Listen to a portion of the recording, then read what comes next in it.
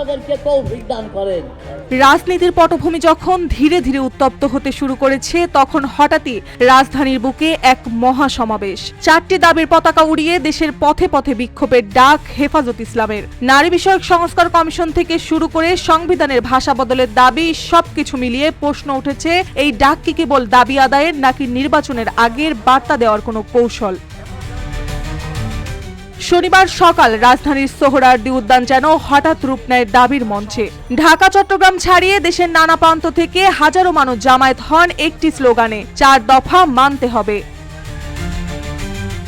হেফাজতের দাবি, এই 4টি শর্ত পূরণ না হলে দেশের শান্তির পথ বদলে যেতে পারে উত্তাপের পথে। সবচেয়ে বেশি আলোচনায় রয়েছে নারী বিষয়ক সংস্কার কমিশন বাতিলের দাবি। এরই মধ্যে 12 দফা ঘোষণাপত্র দিয়েছে হেফাজত ইসলাম। আজিজুল হক ইসলামাবাদী বলেন, সরকার যদি এখন না শোনে, নির্বাচনোত্তর সরকার হয়তো এই মামলাগুলোকে রাজনৈতিক অস্ত্র বানাবে। আমরা সেই ফাঁদে পা দিতে চাই না। 4 দফা যেন 4টি সুরের মতো বাজে মঞ্চে।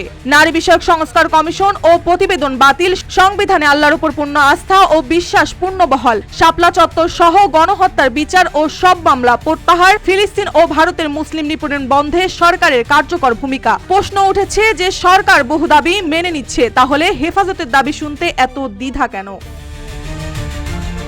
আজিজুল হক ইসলামাবাদী আরো বলেন, সরকার অনেকের কথা শুনেছে, তাহলে আমাদের দাবি শুনতে আপত্তি কোথায়? সমাবেশের শেষ মুহূর্তে যেন নিঃশব্দে ছড়িয়ে পড়ে একটি তারিখ, 23 মে। সেই দিন সারা দেশে বিক্ষোভের ঘোষণা দেন হেফাজত।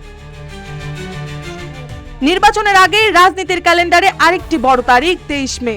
রাজনীতির মঞ্চ যখন প্রতিযোগিতার তুঙ্গে, ঠিক তখনই পথে নামার হুঁশিয়ারি হেফাজতের। এই বিক্ষোভ কি কেবল দাবি আদায়ের ভাষা নাকি নির্বাচনের আগে আরেকটি অশান্ত সুর? প্রশ্নটা এখন সময়ের কাছে জমা।